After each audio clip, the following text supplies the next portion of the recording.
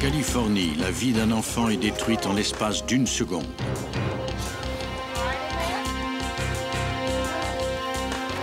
La scène du crime ne recèle guère d'indices pour les policiers.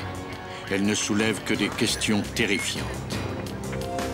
Les procureurs devront sonder l'esprit d'un meurtrier cruel pour comprendre ce crime gratuit et rendre justice à des parents qui vivent un véritable cauchemar.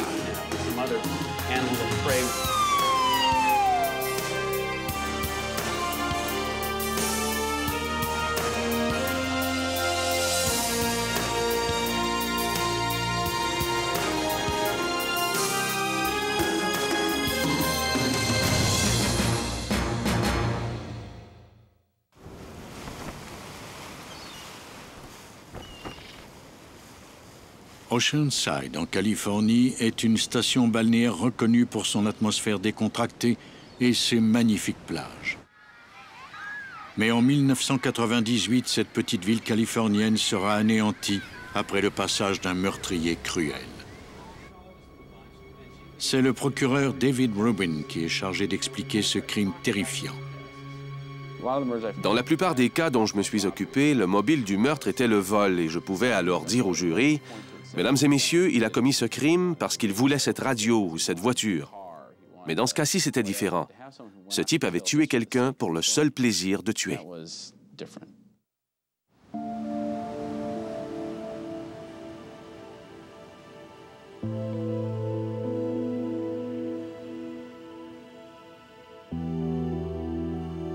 Le 14 novembre, soit quelques semaines avant l'Action de grâce, la famille Gerard se réunit dans la petite ville d'Oceanside, en Californie. Sharon Checky est venue par avion de Sacramento avec son fils Matthew, âgé de 9 ans. Matthew et ses cousins jouent depuis un moment sur la plage pendant que ses tantes et ses oncles terminent de ranger leurs affaires après un pique-nique. Un peu avant 20 h, il dit à sa tante qu'il doit aller aux toilettes et il part en direction des toilettes publiques. Elle le suit à quelques secondes près. Tout à coup, elle entend quelqu'un suffoquer derrière le mur de la toilette. Un jeune homme sort alors en trombe. Elle se précipite à l'intérieur où elle trouve Matthew couvert de sang. Quelqu'un l'a attaqué.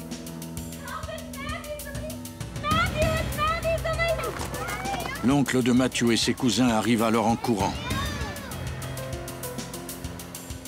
Pendant ce temps, quelqu'un va chercher Sharon, la mère du garçon. Matthew gît sur le sol, la gorge tranchée. L'oncle de Matthew appelle le service d'urgence de la police d'Oceanside. Voici l'enregistrement réel de l'échange. Oceanside PD. Yes, I need an ambulance, a helicopter right now. We're at Oceanside Harbor. Someone stabbed my little nephew.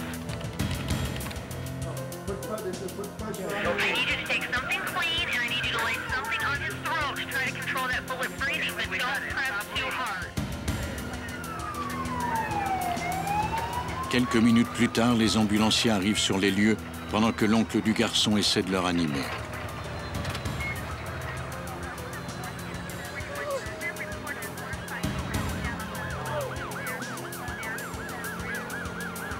Malgré leur rapidité et leur expérience, ils ne parviennent pas à sauver Matthew. Il est déclaré mort sur les lieux.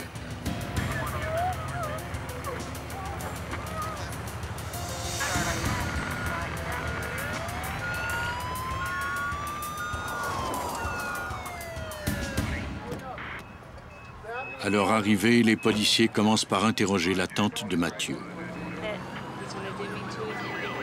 Elle leur dit qu'elle se trouvait devant les toilettes quand un jeune homme est sorti en courant. Elle le décrit comme étant petit, mince, avec la peau claire et des cheveux bruns. Elle ne l'a jamais vu auparavant. Fait étonnant, elle a revu l'homme quand elle a été chercher de l'aide, mais il a aussitôt disparu dans l'aire de stationnement. Ce n'était sans doute qu'un autre jeune homme parmi tant d'autres. La police d'Oceanside transmet un bulletin à tous les services de police des environs et interdit l'accès au lieu où le crime s'est produit. On ratisse le secteur à la recherche du moindre indice sur l'identité de l'assaillant de Matthew. Le lendemain matin, les agents contactent le bureau du procureur local. L'enquêteur Terry Jensen est assigné à assister les policiers dans cette affaire. Il n'y avait pas beaucoup d'indices matériels sur la scène du crime. Il était donc primordial pour nous de trouver des témoins et de recueillir des morceaux du puzzle. À ce moment-là, on ne disposait d'aucun suspect. On n'avait aucune information permettant de résoudre cette enquête. On cherchait donc tout ce qu'on pourrait trouver. On établit un centre de commandement dans une caravane près de la plage. Les agents se dispersent pour ratisser le secteur à la recherche d'une piste qui les mènera vers le meurtrier. Ils utilisent des détecteurs de métal pour trouver l'arme du crime.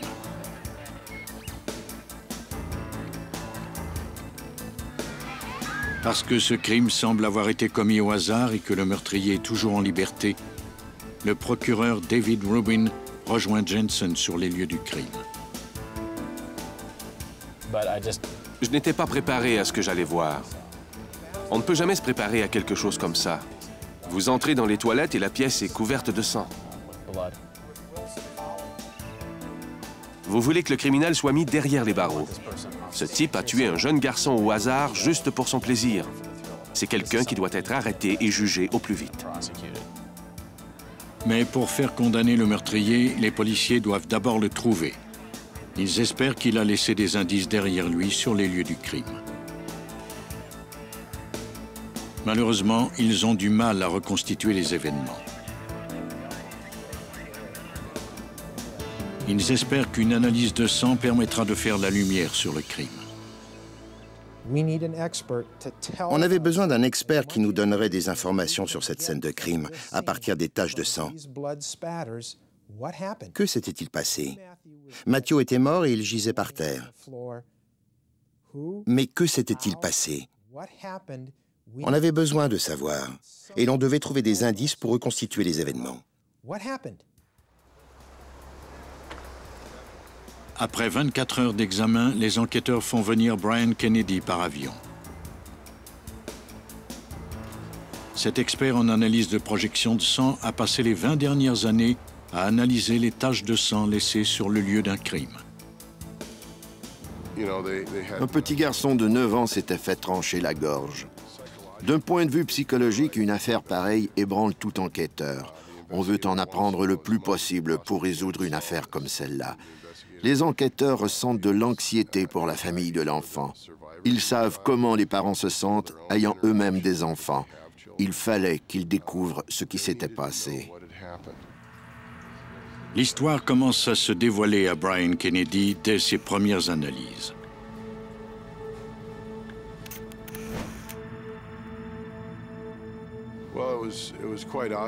Il était évident que la blessure infligée à l'enfant était mortelle. Les taches de sang relevées sur les murs qui avaient été causées lors de l'hémorragie artérielle étaient éloquentes. Uniquement à voir la façon dont le sang a été projeté, Kennedy croit que Matthew est mort instantanément alors qu'il était encore debout. Kennedy dit aux policiers que le meurtrier est droitier, qu'il est arrivé par derrière avec un couteau et qu'il a peut-être tenu la plaie ouverte pour que sa victime perde son sang le plus vite possible. L'autopsie confirme l'analyse de Kennedy. Le médecin légiste constate qu'une coupure unique a sectionné les veines jugulaires et la carotide droite avec un couteau équipé d'une lame à 2 tranchants. Les policiers décident de ne pas révéler publiquement que Matthew a aussi reçu 5 coups de couteau dans le haut du dos.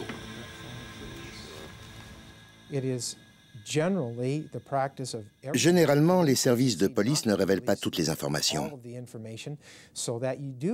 Ça leur donne un gros atout. Comme ça, seul l'individu qui a réellement commis le crime pourra fournir ces informations. C'est une affaire tragique et bientôt des gens de partout en Californie témoignent leur tristesse à la famille en organisant des cérémonies à la mémoire du garçon. Le crime a également fait très peur à la population. Matthew n'a échappé au regard de ses proches que pendant quelques secondes. Et maintenant, il n'est plus là. C'est le pire cauchemar que peuvent vivre des parents. Il y avait un sentiment de panique dans la population. Les gens emmènent leurs enfants dans les centres commerciaux, à la plage, et ils vont régulièrement aux toilettes. Que peuvent faire des parents pour empêcher quelque chose comme ça d'arriver? La réponse, c'est rien. On a un sentiment d'impuissance quand on réalise qu'on n'aurait rien pu faire. Les enquêteurs font tout ce qu'ils peuvent pour trouver le meurtrier. Mais ils ignorent tout de lui et ne savent pas ce qu'il fera par la suite. Il semble s'être volatilisé.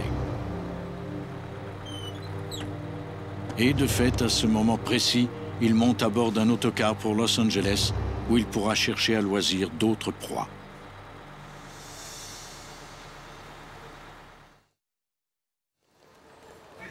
Le lundi 16 novembre 1998, soit 2 jours après le meurtre de Matthew Checchi, le meurtrier se cache à Los Angeles.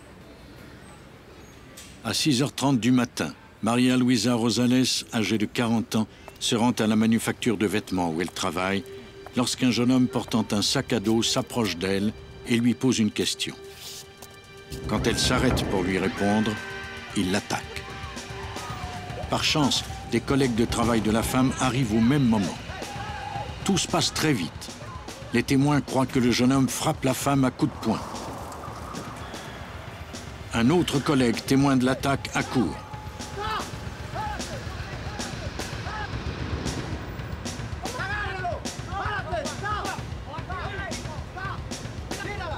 Entouré de 3 hommes, l'assaillant laisse tomber son couteau et s'affaisse par terre, les suppliant de ne pas le toucher. Grâce à leur rapidité, les collègues de Maria lui ont sauvé la vie.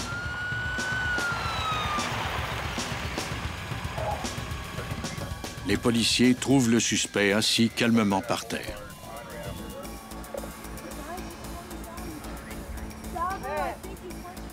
Il déclare qu'il s'appelle Brandon Wilson et dit qu'il s'agit d'une erreur, qu'il poursuivait l'assaillant, mais que les hommes l'ont agrippé, lui, plutôt que le vrai coupable. Mais cette fois-ci, il y a eu des témoins à cette attaque sanglante.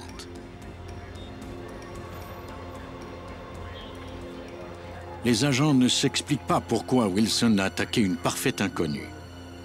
Mais quand celui-ci commence à tout déballer, les enquêteurs contactent le procureur local d'Oceanside, David Rubin. Les enquêteurs d'Hollywood à Los Angeles lui ont demandé s'il avait déjà attaqué quelqu'un d'autre comme ça auparavant. Il a reconnu que 2 jours plus tôt, il avait attaqué un garçon à Oceanside et l'avait tué. Les enquêteurs ont appelé la police d'Oceanside pour vérifier si cette histoire était vraie. Ils avaient obtenu des détails de sa part qui n'avaient pas été transmis aux médias. Les policiers savaient donc qu'il détenait le coupable, ou du moins quelqu'un qui savait tout de ce meurtre. Même s'il ne correspond pas à la description du suspect d'Oceanside, Wilson affirme avoir poignardé Matthew à 5 reprises dans le dos avant de lui trancher la gorge. C'est une information que seul le meurtrier pouvait connaître. Les policiers d'Oceanside se rendent aussitôt à Los Angeles pour aller chercher Wilson et le soumettre à un interrogatoire.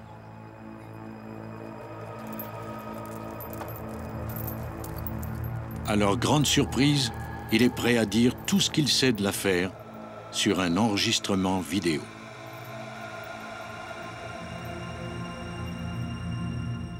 Voici l'enregistrement réel des aveux de Brandon Wilson à l'enquêteur McDonough du service de police d'Oceanside.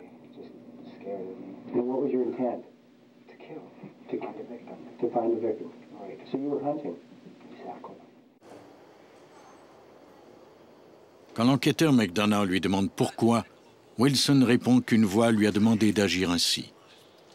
When people die and they have not attained enlightenment, they don't die, they come back. So when I kill them, I'm letting them be born again. So you place yourself in a God position? Yes. L'enquêteur Jensen du bureau du procureur se rend alors compte qu'il s'agit vraisemblablement d'un cas d'aliénation mentale. L'enquête, qui était axée jusque-là sur les preuves matérielles, va devoir être axée sur des preuves plus complexes, les preuves psychologiques. En observant Brandon durant l'interrogatoire et sa façon de répondre aux questions et ce qu'il disait, notamment ses remarques sur Dieu et sur d'autres aspects de l'affaire, on a vite été amené à croire que la défense allait vraisemblablement baser ses arguments sur la thèse de l'aliénation mentale du prévenu. Les procureurs sont d'avis que Wilson est déséquilibré. Ils commencent par tenter de déterminer si le suspect connaît la différence entre le bien et le mal. On l'a interrogé sur ce qui est mal ou non, parce que c'est primordial en Californie pour déterminer si quelqu'un souffre d'aliénation mentale. Tell me what you believe right and wrong is. The same thing. Explain it. There's no difference between right and wrong. Okay, help me understand that. Everything's right. Le procureur donne alors des consignes à l'enquêteur qui interroge Wilson. Il veut trouver quelque chose dans le passé du suspect qui donnerait un aperçu de son état d'esprit. On voulait connaître sa vie en détail. À un moment donné, on a dit à l'enquêteur de lui poser des questions sur lui-même. On voulait savoir, par exemple, où il avait grandi. Wilson déclare à la police qu'il a consommé beaucoup de drogue au cours de son adolescence. Et bien qu'il ait obtenu des résultats scolaires assez bons pour être accepté au collège, il a décidé de prendre des petits boulots à La Croix, au Wisconsin. Il ajoute qu'il a quitté la maison le lendemain de son 20e anniversaire et financé le voyage qu'il comptait faire avec un montant obtenu de ses assurances après un accident de voiture.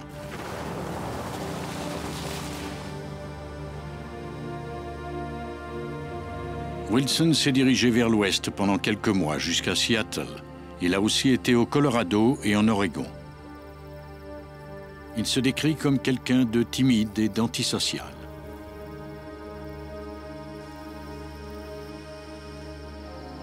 Il dit aussi qu'il a consommé beaucoup de drogues hallucinogènes.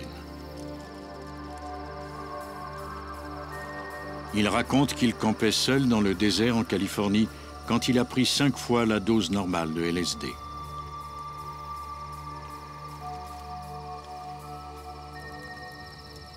Wilson affirme que c'est alors qu'il a su qu'il devait tuer quelqu'un. Il dit qu'il s'est rendu compte que sa mission était de rétablir l'équilibre entre le bien et le mal en commettant un meurtre.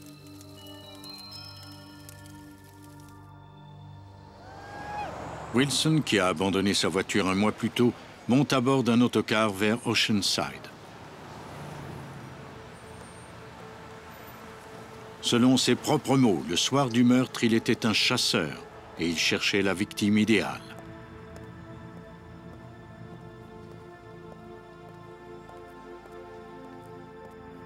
Il a croisé quelques femmes sur la plage, mais a décidé de ne pas s'en prendre à elles. Il a ensuite aperçu les enfants de la famille Gerhard qui jouaient sur le terrain de jeu de la plage.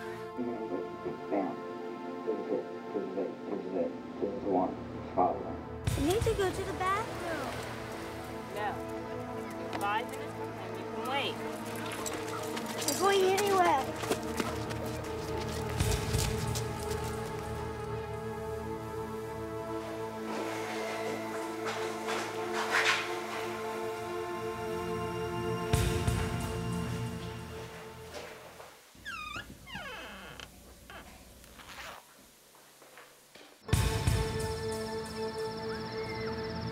Pour le procureur David Rubin, le comportement de Brandon Wilson ne correspond pas à celui d'un homme dérangé mentalement. Selon lui, Wilson était en parfaite maîtrise de lui-même quand il a pris la vie de Matthew Checky.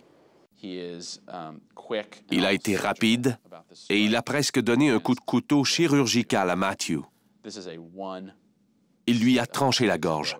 Il savait exactement ce qu'il faisait. Après l'interrogatoire de Wilson, les policiers d'Oceanside reconstituent les allées et venues du tueur et trouvent sa chambre de motel. Ils veulent recueillir des indices pour corroborer ses aveux et compléter le dossier de l'enquête. Les experts qui ont fouillé la chambre de motel de Brandon Wilson On trouvait des traces de sang dans les tuyaux du lavabo. De toute évidence, Brandon Wilson s'est rasé la tête après avoir commis le meurtre. Les enquêteurs se rendent donc chez tous les coiffeurs des environs pour savoir si quelqu'un ne l'aurait pas vu. La coiffeuse Lorraine Vulich se rappelle bien Wilson à cause de son comportement étrange.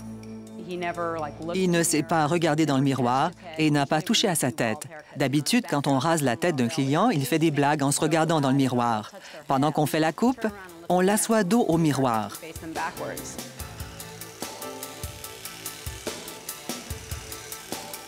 Mais lui, il s'est simplement levé, il a réglé la note à la caisse, a pris sa monnaie et il est parti. L'enquêteur Jensen prend l'avion pour Seattle pour y rencontrer des amis de Wilson et tenter d'en apprendre un peu plus sur lui. On a découvert par le biais d'interrogatoires qu'il avait déjà eu l'intention de tuer des animaux, qu'il avait déjà pensé à tuer. En interrogeant son frère et un ami à Seattle, on a appris qu'il leur avait déjà parlé de ce que ça lui ferait de voir la mort. De voir le regard de quelqu'un qui était en train de mourir et de contempler la mort en plein visage. Brandon Wilson est devenu obsédé par l'idée de contempler la mort. Pendant que les policiers continuent de recueillir des indices, le procureur David Rubin réunit son équipe et commence à travailler sur l'acte d'accusation. Comme on avait obtenu ses aveux, il ne s'agissait pas de savoir qui avait tué, mais plutôt de déterminer la gravité de son crime. La partie poursuivante décide de faire accuser le suspect de meurtre au premier degré avec préméditation ou guet-apens. Si Brandon Wilson est reconnu coupable, il sera passible de la peine de mort selon les lois de la Californie. Peu de temps avant la mise en accusation, la Cour désigne un avocat pour la défense de Wilson. Kurt Owen fait partie d'une équipe de défenseurs des droits des citoyens qui se spécialise dans les cas de peine capitale. Lors de sa première rencontre avec Wilson, il ne sait trop que penser de lui. Quand j'ai rencontré Brandon pour la première fois, il était très silencieux, poli et semblait très intelligent. Il ne correspondait en rien au profil de quelqu'un qui aurait pu commettre ce crime. Or, je savais qu'il l'avait commis. Ce jour-là, il m'est apparu normal. Mais lors de l'audience préliminaire de Wilson relative à l'accusation de meurtre, Owen est surpris par son client. Après qu'il a plaidé non coupable au nom de Wilson, ce dernier prend les choses en main dans une salle d'audience remplie de caméras de télévision.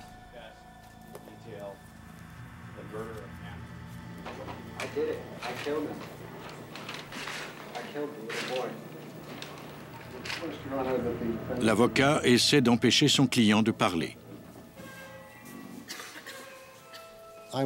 J'essayais de faire en sorte qu'il garde le silence, parce qu'il faisait ce qu'on appelle une confession judiciaire devant 8 caméras de télévision et 4 appareils photo, ce qui ne me faciliterait pas les choses. À ce moment-là, le juge a fait inscrire le plaidoyer avant de nous donner congé. Wilson est de retour devant les tribunaux une semaine plus tard. Cette fois-ci, toutefois, il est étroitement surveillé. Owen défend son client avec les seuls arguments à sa disposition. S'il veut lui éviter la peine de mort, il doit prouver qu'il souffre d'aliénation mentale.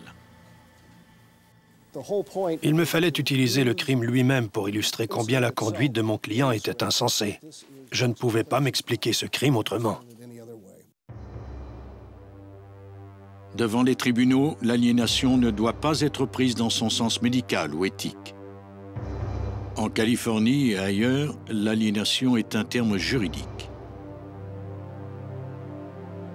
Et dès le départ, les procureurs savent qu'ils devront démontrer que Wilson est un meurtrier d'enfants qui a toutes ses facultés mentales.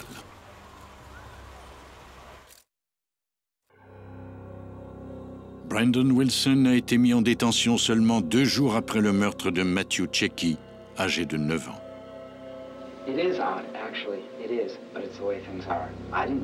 Wilson a avoué son crime en ajoutant qu'il avait reçu l'ordre de tuer quelqu'un. Il ne s'agit pas d'établir s'il est coupable ou non, mais s'il est sain d'esprit ou pas. I wish it wasn't, but it is. Okay? Le 14 janvier 1999, Wilson plaide à la fois la culpabilité et la non-culpabilité pour cause d'aliénation mentale, ouvrant ainsi la porte à une audience où l'on statuera sur son état mental et où un jury devra décider s'il est passible de la peine de mort ou s'il devra être interné dans une institution psychiatrique. Lors d'une audience comme celle-là, la défense fait sa déclaration d'ouverture avant la partie poursuivante, car c'est elle qui a le fardeau de la preuve de l'aliénation mentale de son client. On confie à des psychiatres judiciaires la tâche de déterminer si Wilson souffre d'une maladie mentale. Celui-ci est examiné et soumis à une série d'examens par 5 professionnels de la santé. La défense fonde rarement son argumentation sur l'aliénation mentale parce qu'il est difficile de remporter une cause avec cette approche. Cette définition n'est pas du domaine de la science, elle est juridique. Le docteur Charles Rabiner, un expert indépendant, est l'un des psychiatres désignés par la Cour. L'État de la Californie voulait savoir dans quel état d'esprit il était à ce moment-là. Savait-il que ce qu'il faisait était mal? Et s'il le savait, aurait-il pu s'empêcher de commettre ce crime? Essentiellement, c'est ce qu'on cherche à savoir. Pour déterminer l'état du prévenu, les psychiatres analysent son sens de la réalité et le soumettent à des examens pour voir si son cerveau ne présenterait pas des anomalies. On leur demande également d'étudier l'enregistrement vidéo de l'interrogatoire d'Oceanside. Les questions de l'enquêteur McDonough sur le bien et le mal deviendront le point central de l'évaluation des psychiatres.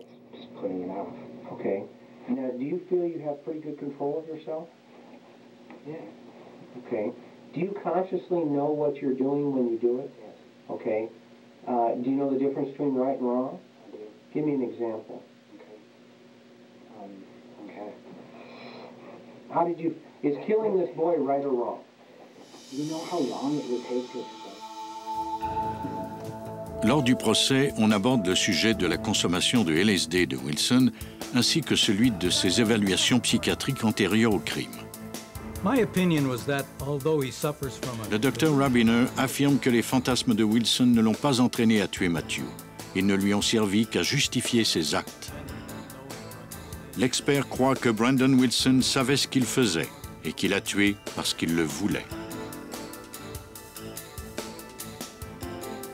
L'avocat de la défense, Kurt Owen, a engagé le docteur Donna Zimmerman pour qu'elle examine Wilson. Celle-ci affirme que Wilson souffre effectivement d'aliénation mentale. Elle croit que le prévenu souffre d'un trouble psychotique qui le rend incapable de faire la différence entre le bien et le mal. La poursuite fait alors témoigner le docteur Park Dietz, un psychiatre connu à l'échelle nationale. Celui-ci a une toute autre opinion. Dietz décrit les événements qui ont fait suite au meurtre de Matthew pour démontrer que Wilson faisait la différence entre le bien et le mal.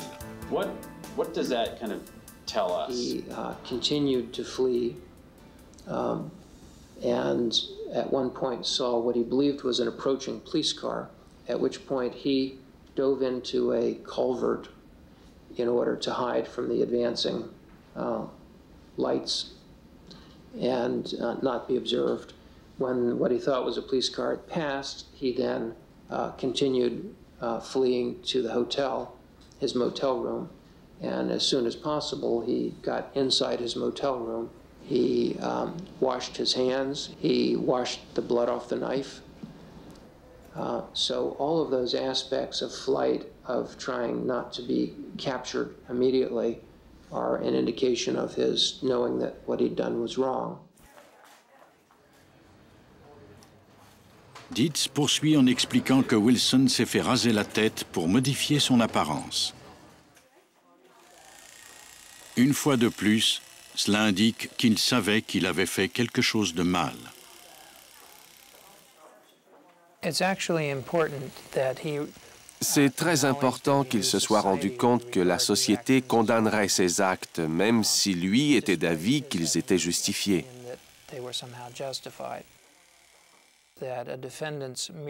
Le fait qu'un prévenu pense que les actions qu'il a faites sont acceptables ne rend pas ses actions acceptables, s'il reconnaît en même temps que la société les condamnera.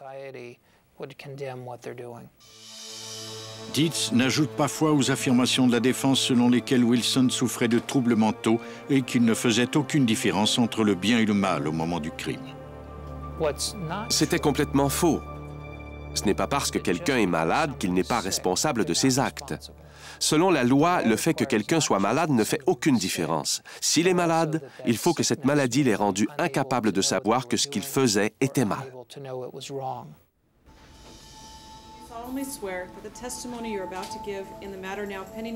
Un peu avant la fin du procès, Brandon Wilson se présente à la barre. Celui-ci tient à plaider pour sa défense. Son avocat, Kurt Owen, espère qu'en l'entendant témoigner, le jury verra qu'il souffre effectivement d'aliénation mentale.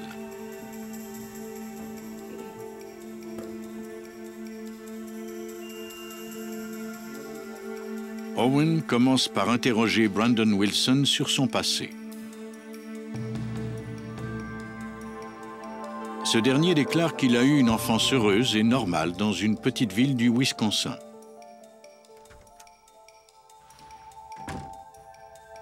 Mais à l'âge de 13 ans, il est devenu un enjeu lors du divorce de ses parents.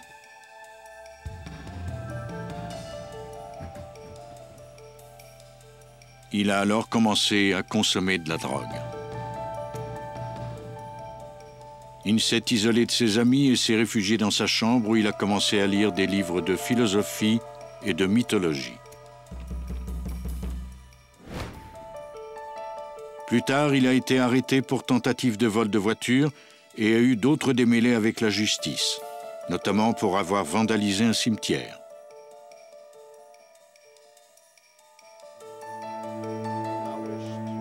Wilson raconte ensuite comment il a refoulé sa colère en consommant du LSD.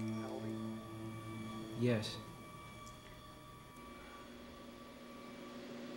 This is going to sound strange to you, okay? Yeah.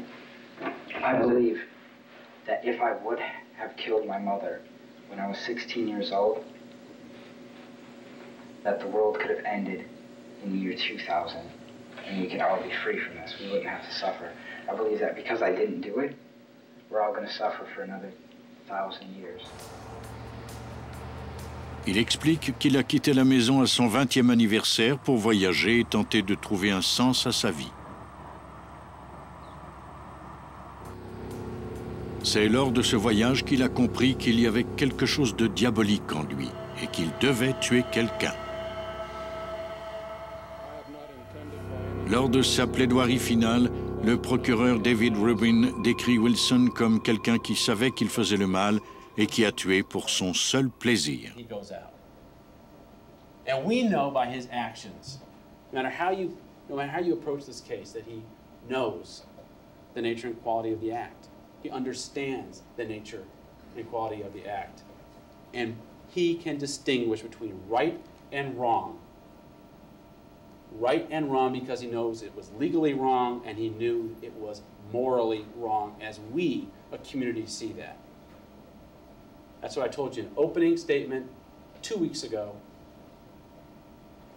I think this evidence more than proves this. Defendant Wilson is sane, and I'm asking you to so find. Thank you. Thank you, Mr. Rubin. Dans sa plaidoirie finale, l'avocat de la défense Kurt Owen réfute l'hypothèse du procureur et soutient que son client est incapable de différencier le bien du mal. Mr. Rubin and I apparently completely disagree on where the battlefield in this case lies. It is not, I think I've said this before, whether the defendant appreciated that the objective standard of right and wrong, both morally and legally, society's standard. Said what he was doing was wrong, both morally and legally.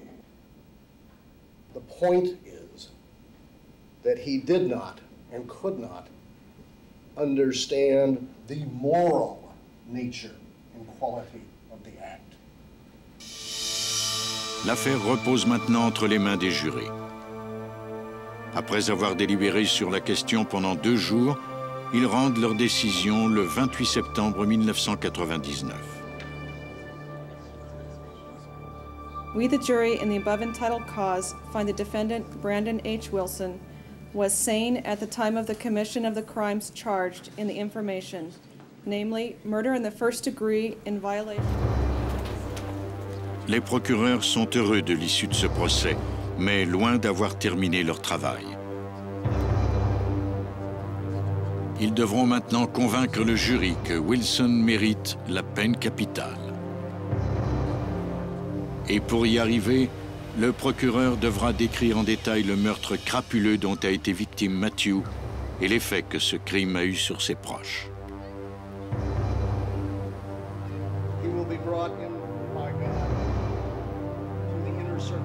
Quant à l'avocat de la défense, il fera l'impossible pour sauver la vie d'un jeune homme qui est, selon lui, gravement malade et qui mérite la clémence.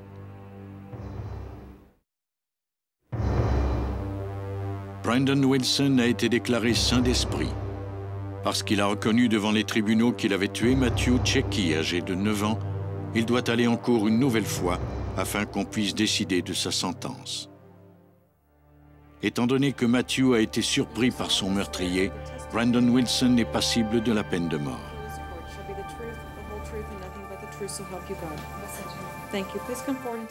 Les jurés entendront maintenant la famille de Matthew Checchi témoigner. Le procureur Rubin appelle Sharon, la mère de Matthew, à la barre. Il lui demande d'abord de décrire son fils au jury. He liked to draw a lot. He said he wanted to be an engineer or a cartoonist or an architect. All right. And was he creative? Very creative. Tell us about that. He used to like to make things out of things around the house, you know. Paper towel rolls, cans.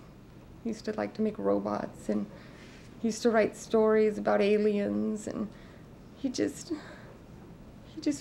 had a great imagination. Maybe we have a quick sidebar on something I'd like to mark.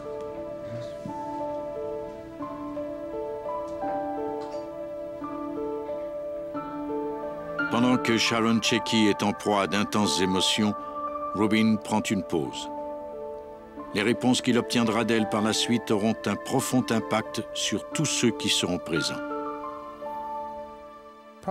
Le moment le plus difficile de ce procès a été celui où Sharon Checchi, la mère de Matthew, est venue à la barre et qu'elle a dû raconter ce qu'elle avait vu ce soir-là.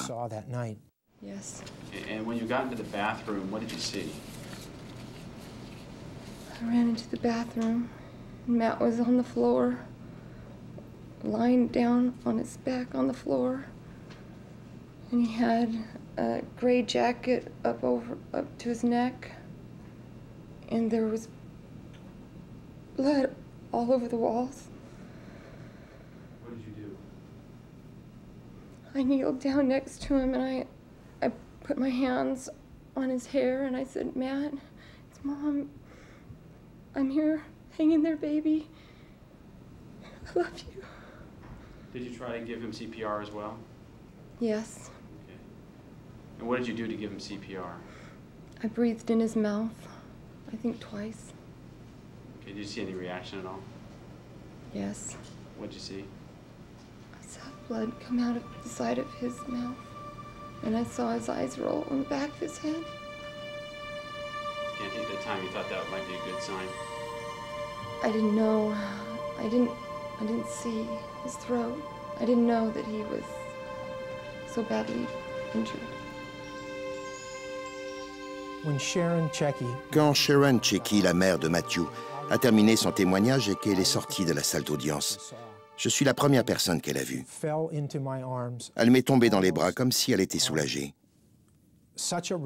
Et elle a éclaté en sanglots. Ça a été sans doute le moment le plus difficile que j'ai vécu de toute ma carrière au sein des forces de l'ordre.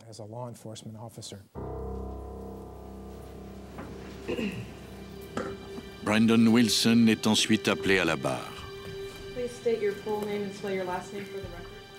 Brandon H. Wilson, W-I-L-S-O-N. Il veut parler en son propre nom. Kurt Owen tente de l'en dissuader, craignant qu'il ne signe lui-même son arrêt de mort. Mais l'obsession de Wilson pour la mort est impossible à contenir. Il tient à faire une déclaration sans être interrompu. I have advised you not to make a statement. Is that correct? That's correct. You wish to disregard my advice and make a statement anyway? I do.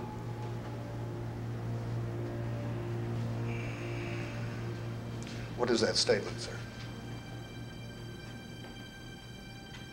First of all, I'd like to say that I feel no remorse whatsoever for what I've done. I would do it again in a second if I had the chance.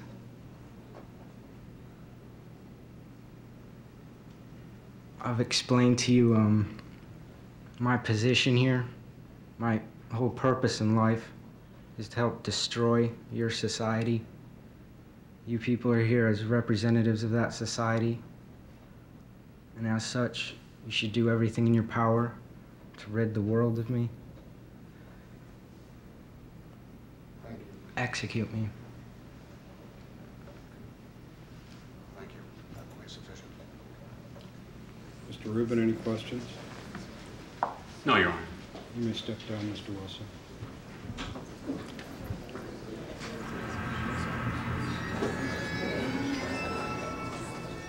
Both counsel, Mr. Wilson's present, Mr. Owen. Families. Lors de sa plaidoirie finale, Kurt Owen supplie le jury de se montrer clément et de faire incarcérer Wilson en prison, où il sera soigné pour ses problèmes mentaux. From the beginning, the question has always been, why? Why? How could it happen? But there is treatment available for mental illness within the California Department of Corrections. Treatment that might well restore Brandon Wilson to the Brandon Wilson that used to live in Wisconsin. For this is a heartbreaking case. And your lives are never going to be the same either. Your lives are never going to be the same. You didn't ask for this job, but you were selected by Mr. Rubin and by me because we felt that you could take upon yourselves this incredible burden of trying to decide between life and death for Mr. Wilson. La défense soutient que Brandon Wilson pourrait être soigné en prison si on lui imposait une peine de réclusion à perpétuité. Mais le procureur, David Rubin, déclare pour sa part que la question n'est pas de faire soigner Brandon Wilson. So he's treatable. So what? We're not here to determine if he's treatable. We're here to determine what's the punishment here. What do we do with him? What do you want to say to him? I mean, here's a fact. Le 6 octobre, après avoir voté à l'unanimité, le jury composé de 12 membres revient dans la salle d'audience. Brandon Wilson est condamné à mort.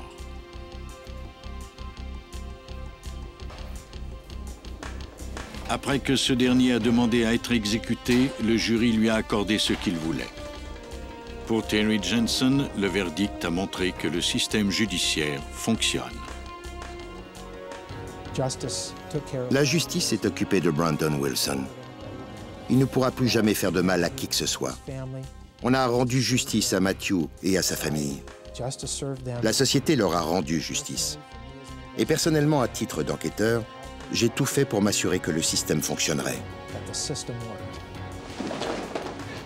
Brandon Wilson attend à présent son exécution à la prison de San Quentin, en Californie. Plusieurs années encore vont s'écouler avant qu'il ne paye pour son crime et ne se retrouve face à la mort.